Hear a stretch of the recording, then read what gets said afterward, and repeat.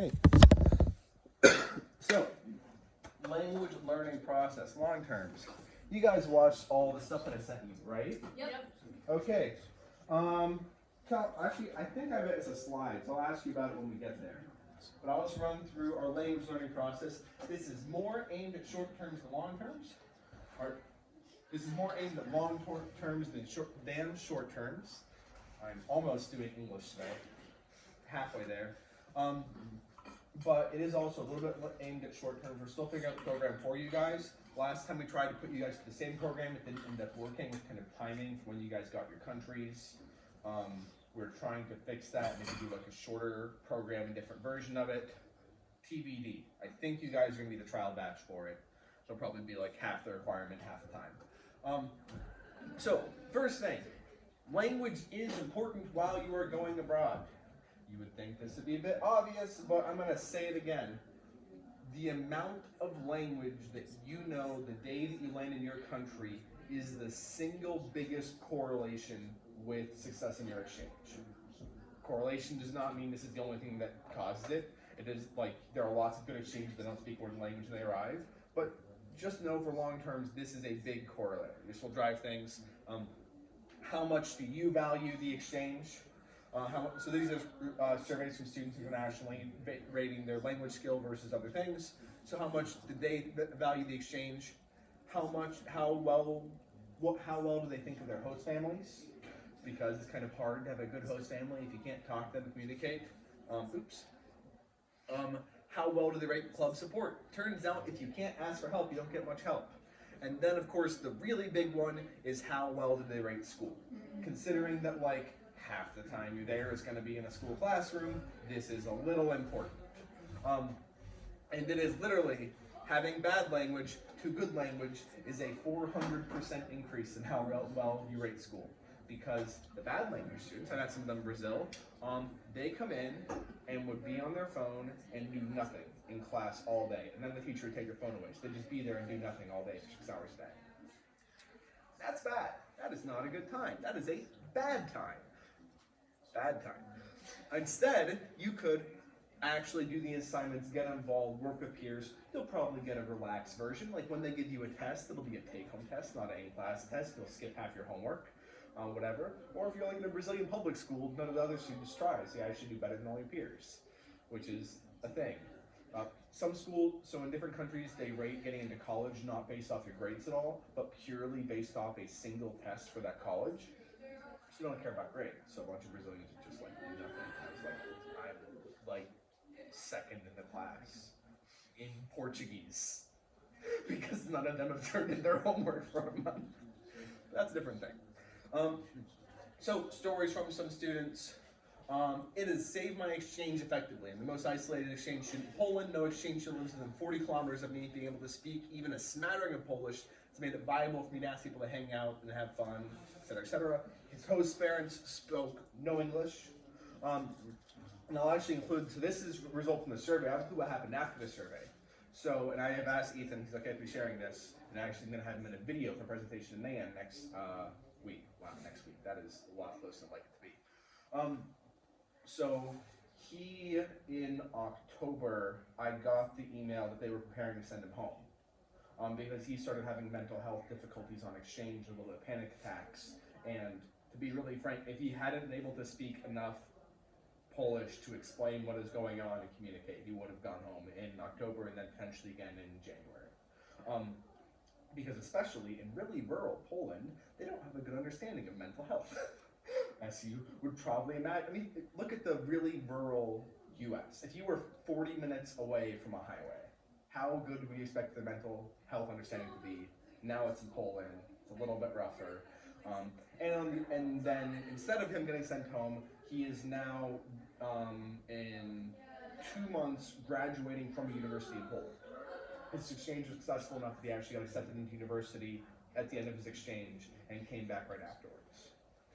He's having a really fun time. I think he's heading to Argentina next. Don't remember why. Let's see, it made it immensely easier to make local friends, connect with my host family, impress Rotarians, and overall the key success of my exchange. I'm talking way too much. I should have had you guys read these. Speaking French has really helped me, especially at school, because I'm able to make friends a lot faster and therefore become integrated in my class in school. And so instead of doing nothing all day in school, which actually happens, I can participate and talk to my teachers and friends. Any questions? Language important. Oh, well, I guess this is a little off topic, but you kind of mentioned it in the slide before and then here at the end. How does like our actual school experience in terms of academics work? Like, are we required to? It's complicated. So a couple countries, like France, will send you home if your grades aren't high enough. Their bar is really low, it's like a D, but like they have a bar, others places won't. It often depends on how many exchange students the school has had before. Some teachers don't really like students, especially if you're like in a college prep class. They're just like, ignore them, let's do our stuff. Like in Brazil, if you're in like a school that's had a bunch of exchange students, they'll be like, well, every other exchange student doesn't do anything, so we're just gonna ignore you. But if you initiate, you can actually change a lot of your exchange. So Gavin was able to change his program entirely and switch over to different coursework.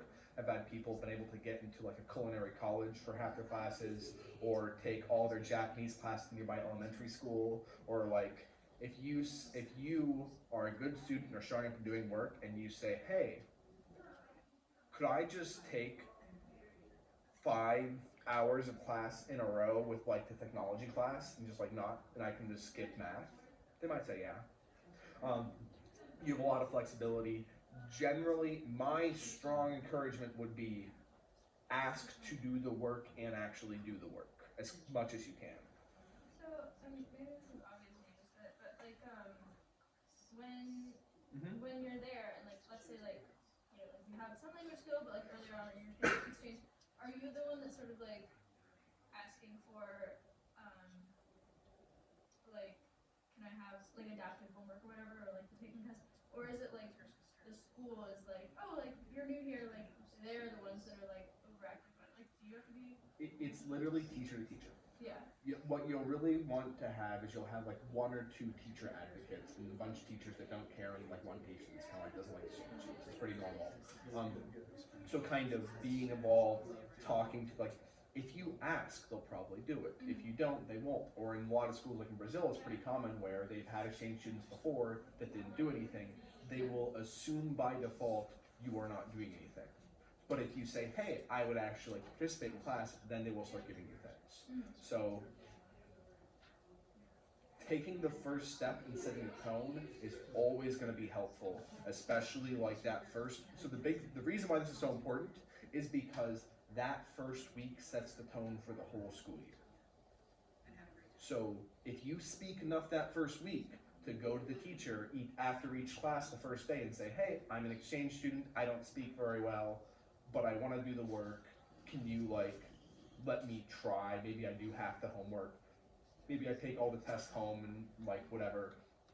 But if you make that initiation the first week, you're going to be in a really strong spot, because it literally sets the tone. What ends up happening a lot of times for students that are weaker is they suffer the whole first semester, and then after semester break they come back and then they initiate, and they have a good second semester and a crappy first semester. The goal would be that you know enough and are prepared enough that you could actually have like a decent first semester. It's always going to be a struggle with language the first semester, but to have a decent one and then a really good second semester. More questions? Okay. So also, our program works, which is good to know if you're going to trust it. So how well could you speak the language when you were assigned the country? So this is, I think there's 11 students on this. 1 to 10, 1 being I cannot say hello. Like if someone was assigned Bosnia right now, could you say hello? Yeah, that's kind of level we're talking at with 1. And then how well could they assign it? How well could they speak when they arrived? So that's kind of the shift from this to that. Is it perfect? No. Like if you started at 0, half of you are going to be at 2 and half of you are going to be at 3. And this is also includes the data from our older program, so we have improved a little bit since then. Our older program at Pimsleur, if someone was already at an 8, we couldn't do much. Now our newer program, if you're at an 8, we should move you up about 1 level, hopefully. That's my goal. You guys are also test dummies. Everybody's a test dummy. And then this one is my favorite graph, I believe. which is compared to the other exchange students where you are, because there will be like 10 other exchange students, how well can you speak the language? If you could not speak hello when you're assigned the country, you'll probably be middle of the pack to advanced. If you could speak anything when you're assigned the country, you will be one of the top 2 exchange students in your district. Eventually, I will get the other districts so good that this will stop being the case. That's my goal at NAN, is to make it so everybody's middle of the pack because everybody can speak. But for right now, you should be far ahead, which is nice, because you don't have to be the best, you just have to be better than their expectations. That's the secret with exchange, is you're not going to speak perfectly, you just need to speak better than they would expect someone that looks like you and has your background to speak, like with Japanese people. They are so impressed, no matter how bad my grammar is, because I don't look like I speak Japanese, right? Like, anything you say, they're like, he can speak Mandarin? Wow. They keep refusing to speak Mandarin back to you? Yes. Okay. So, you guys have seen some of this before. This is actually my revised version of it because I'm preparing it for NAN. I'm recording a copy for other people to see because I'm giving a 4-hour presentation in 90 minutes by taking every related chunk and recording it separately. So they're going to get like 2 minutes of language learning, then they're going to say, go watch this recording. So if this doesn't come out good enough, I'm going to do a separate one on Zoom by myself, and that's going to be not fun. Is language learning automatic? No. Doesn't matter how long you spend there. If you don't try to learn it, you will not learn it. I've already told the story, but you guy that was living in Japan for 10 years, Japanese wife, Japanese kid, doesn't speak a word. It happens. Kids versus adults. Who learns language faster? Adults. Adults learn language faster. So if you're going for the absolute, and I know this is totally reverse of what everyone says, but if you're going for the absolute peak of language learning, perfect pronunciation, native accent, kids beat adults. Super easy. If you go for, I want to be able to talk about even complex topics, like I want to be able to talk about politics, whatever, like hard language topics, or order things, whatever else, if you take a 6-year-old, put them in a country, and a 15 or 50-year-old put them in a country, 15 or 50-year-old beat 6-year-old, super easy. Because 6-year-olds, like, imagine if you were trying to learn the word abstract in French. You could learn the word. Yeah, or in Mandarin, whatever. You could learn the word. A 6-year-old doesn't even know what abstract means, so it takes them longer because they have to actually learn what meanings are. And the other big thing where 6-year-olds whoop all you guys easily is 6-year-olds don't care about making mistakes and will just keep going at it all day. And that's literally the thing. If you took a 15-year-old or a 50-year-old and you had them trying and not caring about mistakes all day, in 3 months, you will speak better than a 6-year-old that had grown up in that country from birth. You'll mess up a little bit more grammar than they do, but you'll be able to speak at a higher level on many topics than they can in 3 months, starting from 0. So adults beat kids, which is worth knowing, because the other big question is, how do they learn differently? Because Rosetta Stone and a few other programs have tried to teach adults like children. And the thing is, this doesn't work because adults and kids don't learn the same. You guys probably don't care about learning theory because nobody does, but Chomsky has some really neat stuff on this. But essentially, kids learn language through structures. They take whole sentences and repeat them without actually knowing what they mean. If anybody's been around little kids and they've heard them just like parrot things back all the time that make no sense, they parrot things and with structures until they later grab meaning. Adults learn from meaning first. So they want to, like, if I'm going to describe what I do for work, I could say, I'm a software developer. I have been writing code for 2 years. I make web applications. I didn't reuse a single word across those 3 sentences except for the word I, and they all have the same meaning. If you're an adult, you can just target a meaning and not care about what pathway you use to get there. Do I have, oh, actually that's the example on there. So here's an example of a conversation that with meaning and no structure.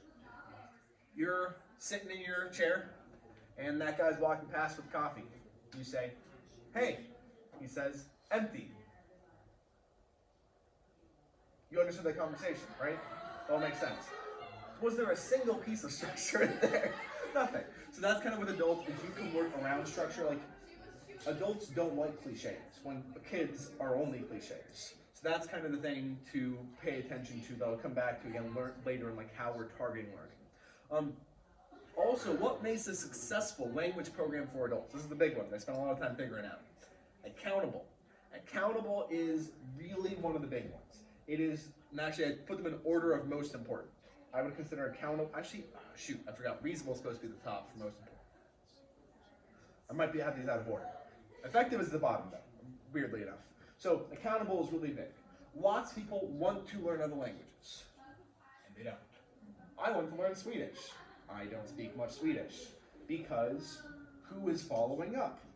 What are the punishments if you don't do it? What are the rewards if you do it? Kind of what is that thing pushing you forward, because it is a long slog. All the students right now I'm talking to are at the point where they can speak decently well and they don't see progress day to day, because now progress is slow enough that you don't really see improvement.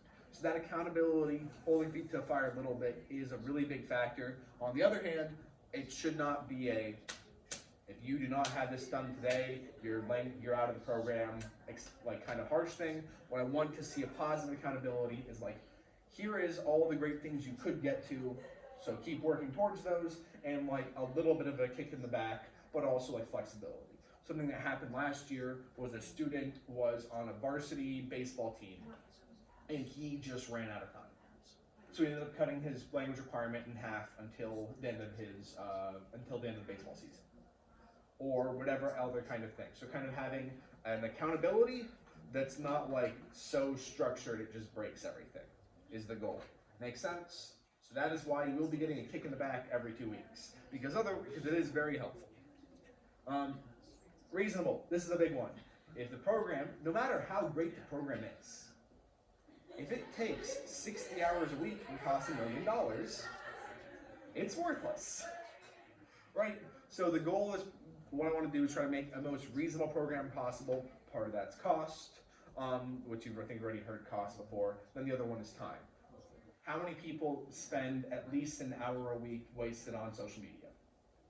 At least an hour a week wasted on video games. Really? You have none of you high school games? Okay.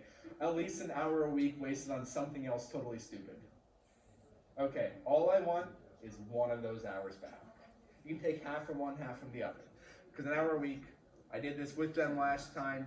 I think that's pretty achievable. Over the summer, they'll start to ramp it up even faster. I'm going to start just an hour a week.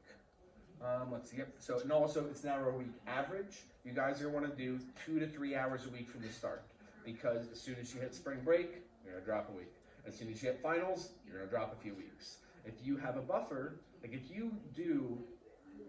if you're ahead by like 3 hours and then do an hour a week, you're in a really good spot. Because if you miss one, you're fine. Nothing happened. And affordable, and yeah, you can study ahead. That's what I just talked about. Okay, so effectiveness. Now I'll talk about the email. So, what did someone think about the Scott Young article about learning languages fast? Tell me something you learned from it. To tell your tutor or person that it's inevitable, awkwardness is inevitable and it's going to be slow, but just to accept that beforehand. Okay. Anyone else? What else did someone learn from it?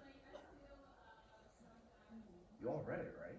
I did read it, but it was last week. Like I read it the second you sent the email out. That's fair. And then they all blend together. Yeah. Okay. What's something that someone found interesting from many documentaries? Did you guys watch one or all of them? I watched all of them. Okay, that I can't talk about because I did recently watch it. Yes. Okay, this one was really, I love the way that they had it, where they had like the first week and then the second week, and then you could really hear the difference, especially in like the accents. I really liked the beginning, how they showed like the really poor grammar, slow sentences, like when they don't use English and when they have to look everything up. It's like it does take a long time, but then through that they do it faster. Anyone else? Something I found interesting from the videos? I have just never heard of anyone like exclusively speaking the target language. Like, I guess like I also always under the impression that like if you just speak it a little bit every day, then you can learn it. But it makes sense and clearly that's for sure. Yeah, actually, so I hadn't seen the videos yet, but that's what I ended up doing in Brazil. Is what I did a going dark for media and for language. and I had a paper dictionary at the time, which is a lot harder to use. Well, on one hand, it's a little harder to use. On the other hand, I think it's way better. You should all use paper dictionaries because it's really obvious what you're doing.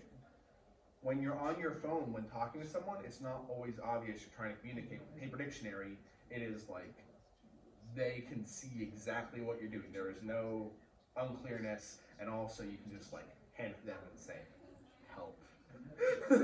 Like, can you point out the word for me? In some languages, it's going to be harder, like Mandarin, you're not. I have my paper Japanese dictionaries. They're a bit harder to use. I have two of them. One is for kanji, and it's twice as long as the other one. Okay, TED Talk from the same people.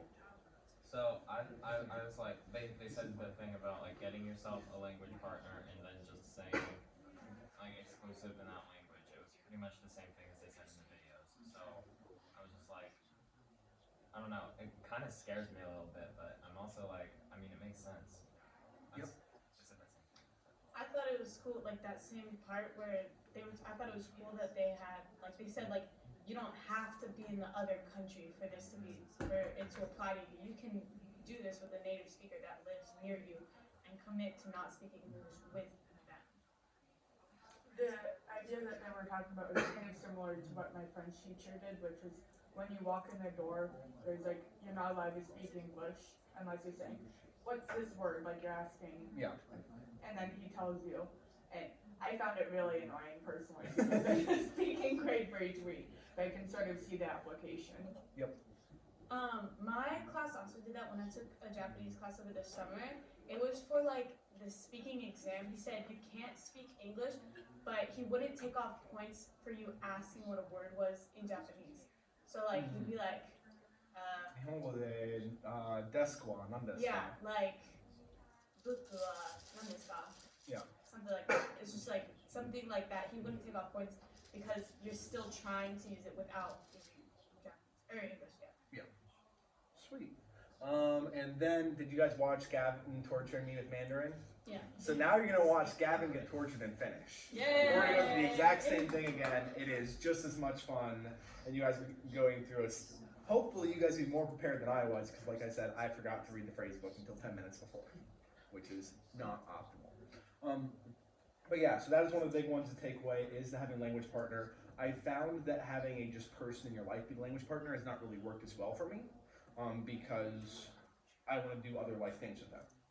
So, and it's hard to have it carved out. This is the time for just that. I managed with my husband for a bit with Portuguese. We were gearing up before we were supposed to go there in 2020 before the world went crazy. So my husband didn't speak any Portuguese.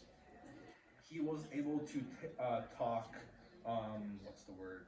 Fluidly, not fluently, but fluidly, kind of without pauses, without like breaks and things, in Portuguese in 4 weeks. An hour a week with me, an hour a week with me, an hour a week with the tutor, just talking on a long walk. And within a month, he was at English pace. Did he know many words? No. Was his grammar?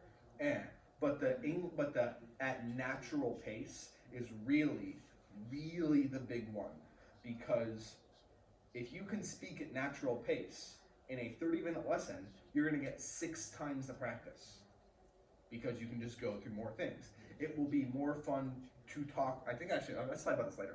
I'm going to wait for the slide to come back up. I'll hit it. Okay. Then the other big thing for the tutoring is just raw effectiveness. So there's this really cool thing in, there's this problem in learning studies and like, there's this problem in the world of learning, which is called the 2 sigma problem. Do you guys know standard deviations, normal curves, a little bit? Okay. Which is, they are trying to get a language program to be near, or trying to get a teaching program for like one teacher and 30 students to be partially as effective as one-on-one tutoring, because one-on-one tutoring is 2 sigma better than standard classroom education. What that means is the average student in one-on-one tutoring performs as well as the top 5% of students in regular education. Like, so take the average person in your class they would then be the best, learning as quickly as the best person in your class, just by switching from standard class to one-on-one tutoring. And this is the big problem. How do we get regular teaching as good as one-on-one? And you know what my answer is? I don't care about regular teaching. Let's just do one-on-one if it works better, right? I mean, if it's affordable, if it's reasonable, let's just do one-on-one tutoring. And we can't always, but for this, we can. The other thing with that is people in the US have a weird conception of tutoring as a thing only done people are kind of behind and slow and failing, and it's just like wrong. Like every person that is the best at what they do has a coach. Like coaches and tutors are everywhere. Like every math prodigy has a coach, every chess prodigy has a coach. Even the coaches aren't as good as they are. Like one-on-one tutoring and coaching and stuff is massive in high performance. So just have one. There's no reason not to. And then another fun statistic from, there's a website called comparelanguageapps.com. They actually go through and study every different language program, and it takes about 19 hours of italki for for someone to be at the level of completing an entire 1 hour a day college semester course. So 19 hours of practice compared to 68 hours plus homework. So goal is make this as little time as possible. Will it be easy? No. I want effective. I don't care about easy. Like, God, I asked my husband about how annoying I am after lessons because I have like a headache and I just don't want to talk to him. So, other big benefits of tutoring. Swearing. You need to learn swears because if you don't know them, you will be told to say them in place of words that are not swears. You will learn swears when you are told they mean other things. Accents, that's a big one. We can actually pick, instead of just saying Pimsleur Spanish, we can say, I want a Spanish speaker from Argentina, from Mexico, from whatever else. We had some issues with that with Pimsleur and Thai, where tones were just totally wrong. Another big one is culture. You're going to be asking your tutor questions about, like, it's not just a direct translation. Let's take Swedish. A really good compliment in Swedish for your cooking, like if they really like your cooking, would be, it's not bad. Right? If I directly translate that, that makes no sense. But it translates to, this is crazy delicious. Because direct translations are not always right. So this is kind of, with a tutor, you're gonna get cultural nuance. They're not just gonna, like if you Google how to say goodbye, and they say, Google Translate says sayonara, they will explain, sayonara is only used for a final goodbye if you never see someone again. You don't say that kind of thing. So there's a lot of cultural benefits from working with tutors rather than just language apps. Spacing, this is a big one. Have you guys heard of spacing before? No? Okay. So the longer you learn something, the longer you remember it. Cramming, this is why cramming doesn't work. 15 hours spread out a week apart is going to be more effective than a whole week, 70 hours crammed together in terms of long-term retention. Just because of how the brain works, another part of this is kind of cognitive load. You can only learn so many new things at a time. If we had 8 hours of jammed in language content, you're gonna remember 2 hours of it at best. You're gonna be kind of irritable for the second half. The spacing is really effective. That's why we're starting the program in February, March, even though it's going to be a very light program until later on in the summer when you start hitting it. Sorry, I just remembered this question, but I've been meaning to ask this forever.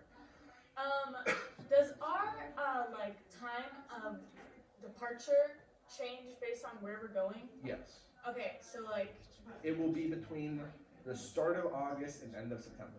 Okay, but like we won't miss graduation because it'll start like before that, right? You mean your part-time departure back to the U.S.? No. Like when we leave for the place, are we gonna leave before I graduate? Is like what I'm asking. Or like you're gonna leave between start of August and end of September. So no.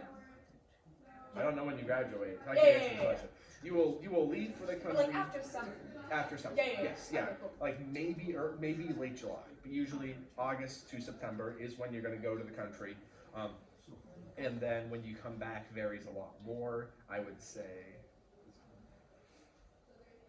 late April through end of July is when you can theoretically come back. It varies by country. A lot of this is going to be based on visas. Some countries say every student arrives this day so you can put them in this intensive language camp altogether. Other countries are like, whatever. Other countries have a screwy visa process and you are fighting with them until the last minute. And then you finally get to go 3 months or 3 weeks later than you thought you would. It varies. You don't have a good answer. But yeah, spacing makes sense. Yeah. There's this thing that my psych teacher gets on us about like this learning curve where the more times you think about the thing and you like bring it up, then the more you'll learn it and then the easier it'll be to come back to. Yep. I think it's kind of like that sort of same idea. Yep, and then it's kind of follows on that back end too. Like one of my brother's host families in Japan, they had previously lived in Canada for 5 years. They were entirely fluent in English. They'd worked in Canada, maybe 20-ish, maybe a little bit more years before he stayed with them. They could not speak any English. They can say hello, they can understand some words. You lose stuff fast, especially cramming. And so part of the reason for this preparation is it will actually help you hold on to your language longer when you come back. And when you come back, you definitely want to spend some time working your language. It doesn't need to be a lot, because it would be like once a week, then once a month, once every 6 months. Over time, you can space things longer. But this is also to do with retention, which we'll talk about at some later point.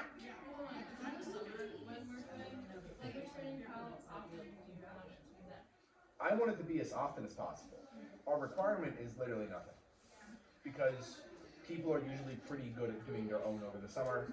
I'm not going to. Any requirement that I set on my side ends up being a cost barrier for people to enter. I don't want a higher cost barrier, so that's kind of why this is the minimum. You can switch to all free resources, to a friend, whatever from there, whatever's like, because reasonableness has to be measured, balanced with effectiveness. But like if you want to do 2 times a week, every week from now until you go, do it, recommend it. Some places have like language training, so especially some languages more than others, but like Spanish is a really common one, where you can find someone that wants to learn English and you can just speak Spanish to them, they speak English with you, kind of thing. So once you hit summer, go for it. Like the thing is, more is better, but it's just 1 hour or 0 hours to 1 hour is a really big difference. 10 hours to 11 hours is not that big a difference. So it's kind of this is just optimal support. Okay, so like if you're doing like 4 hours a week of like iPad, which is like a lot, I know. Like No, you could probably do like, you can do like 15. You can do 15 to 40. Okay. I mean, people do intensive language courses. Like I've done one for Japanese, and like, it's not fun, it's not pleasant, you're kind of tired at the end. But no, the cramming is more, if you had 100 hours, spacing them 10 per week is better than 50-50. But like, doing 50 hours in a week is better than doing 10. So this is more for a given number of hours, it's better to space them out. But if you're gonna spend 10 hours a week during summer, or like 4 hours a day during the summer, go for it. At some point though, you'll just start like wearing yourself out more. At that point, it'll be pretty obvious and just kind of stop and take a break. Like, don't do it every day. Take a couple days off. Sub skills. So this one's a little complicated, but really important. People think of the skill of Spanish. Like, do you speak Spanish? And the answer is, what kind of Spanish? What part of Spanish? Like, being able to conjugate words and being able to recall words that you need quickly are not actually that related. You can have, I've had students that have taken AP Spanish or French. They have graduated with good grades and cannot have a 3-minute conversation, because you can learn how to read and write and not learn how to speak and hear. Or you can learn, so with that said, the way that you get around this is you want to do as close as possible to the real thing you're trying to learn, because you're not gonna, it's hard to target the little sub-skills you don't even know exist. Like a really common sub-skill in language would be the ability to think of other words similar to a word if you can't think of that first word, which you're never gonna practice in like a school. or the thing you learn in school that's useless in the real world is narrowing down words in a word bank to find the right answer. When is that useful in real life? Never. So with that said, knowing that your main goal is going to be talking back and forth with fluidity being like your first highest value, that's why we're starting with conversation from the get-go, because that's the goal. And the other neat thing with that, though, is that each of the sub-skills can be learned very quickly if you focus just on that. You can, knowing less than 100 words, be able to speak and listen at a natural native pace. You will miss most of the words someone's saying, but you'll be able to recognize each word they say that you know. And so that's what we're doing. Is our first goal is native speed, fluidity, and then from there you add your vocab. So first you do the real thing, and you figure out and you try to do that. Next you're like, okay, I have done the real thing. Now I know that my big weakness is I don't know enough vocab. I just need more words. Then you start adding and drilling words, and you drill. So you do the big thing to learn what you're lacking, then you do the thing you're lacking, and you reckon the real thing. So with the other thing with that would be you learn the words relevant to your situations.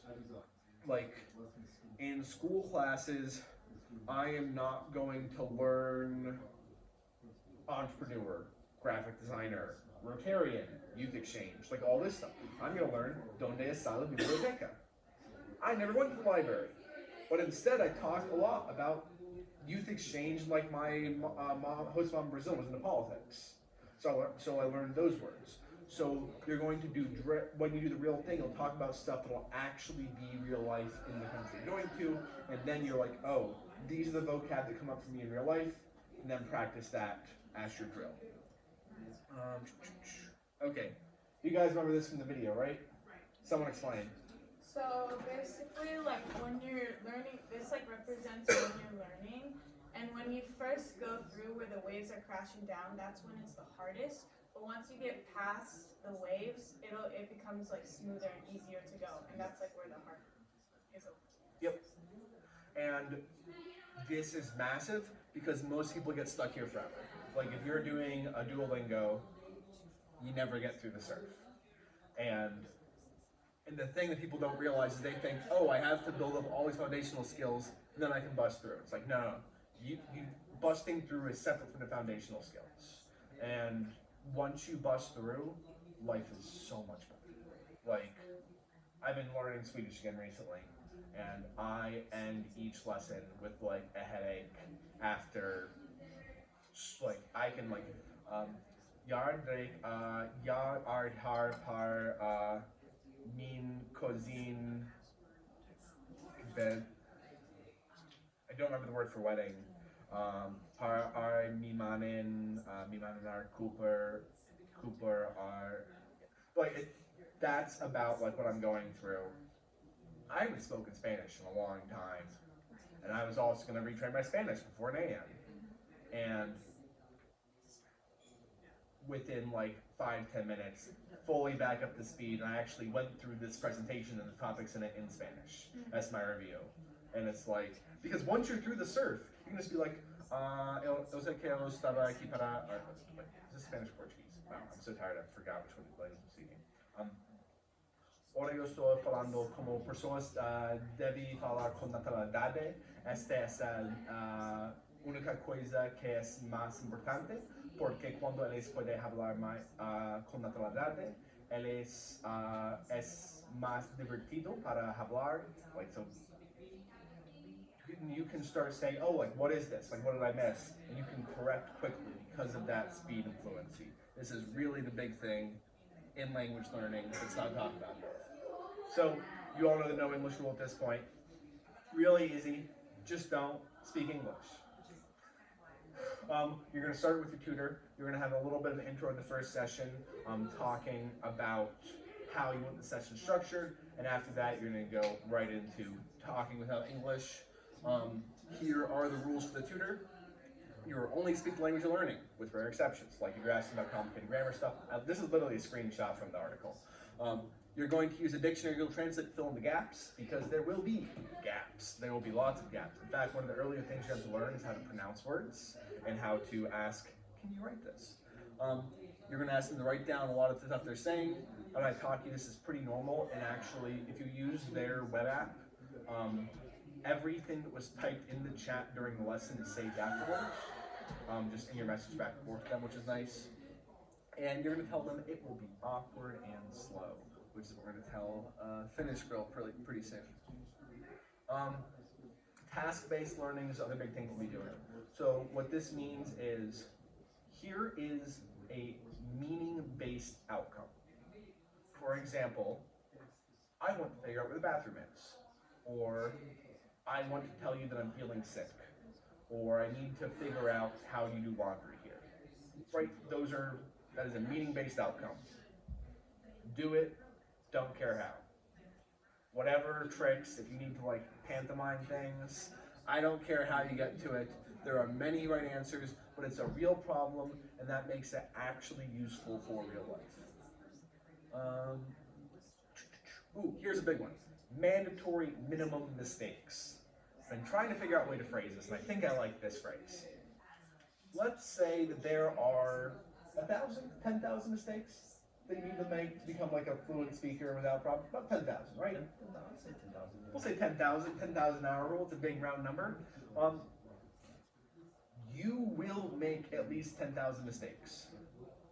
Full stop. There is no way around them. There is no shortcut. Actually, there is a shortcut. Make more mistakes faster. But there are 10,000 mistakes. You will make them. You cannot wait until you speak perfectly. You just have to do it. Because nobody cares if you make as many mistakes as you want your first month in the country. I had a 30-minute conversation in Japanese, where instead of onaji, I said onagi. Which, if any of you speak Japanese, I was trying to explain how two things are similar, and I kept saying how two things are eel for 30 minutes. And they were like, what are you saying? I'm like, so kore wa onagi desu. Kochira. And I was just like, what are you? Like, yeah. It's your first month. Nobody cares. They expect this.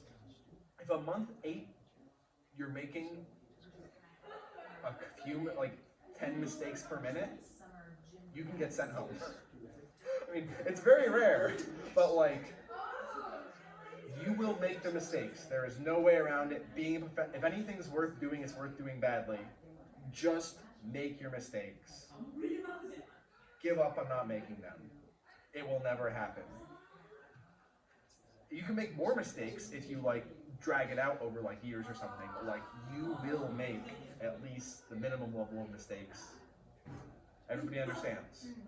Any questions? This is the big one. Are you talking about like making mistakes within the actual country or within? All of them. Speaking a language. I don't care where you're speaking a language, just don't make mistakes. But like, there's no way around making mistakes. Good. Okay. Other thing. We're always trying to improve the program. So the thing that I'm trying right now, remember how you said how cool it was, how you got to see grammar in the start versus the middle versus the end? I want you guys to start recording videos for me. I'm thinking about once every 2 months. So first day that you're starting the language, halfway through your tutoring, end of your tutoring, day 1 in country, 2 months, 2 months, 2 months, something like that. More is welcome. 2 to 5 minutes, preferably in the video, say, hey, I am blank. I am at blank point. So the same sentence, and then you see how it gets better. No, just say like, I am now 1 month in, because later I'm going to be like splicing them, and I'm not going to remember what's what. Be aware, I am planning on putting these on YouTube, so like don't swear or say that you're doing drugs, please. I guess a little bit swearing is okay. And also, don't like take 10 takes and only take the best version or script out what you're saying, because I want to see what it actually looks like. I think this will help improve the program, because people will get to see a realistic representation of, oh, this is where I should actually be at the end of the tutoring. And this, in kind of, I'm hopeful, If anybody else has other suggestions, I will be sending out surveys eventually about what I should do better. But that's the thing I want to try, and then I'm not going to just like post your first week by itself and just let you suffer. I will wait until I have a few videos and then post a mashup of first week to 60th week. So you're not going to look totally bad. You guys good with this? Long terms?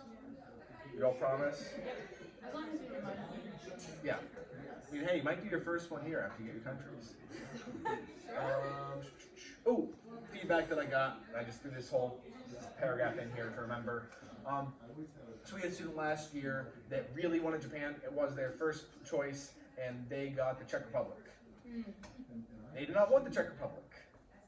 And Czech is a hard language, and almost nobody speaks Czech. And they're like, well, I'm never going to speak Czech again. I really want Japan. And didn't really take it that seriously. What number was it on the list? Did they even have it on the list? It was on the list, but it was like, after 5, you guys kind of stop caring. True. I mean, like I tried to pick all the ones that I wanted, but when people ask me like, oh, what's on your list? I tell them the first 5. Yeah.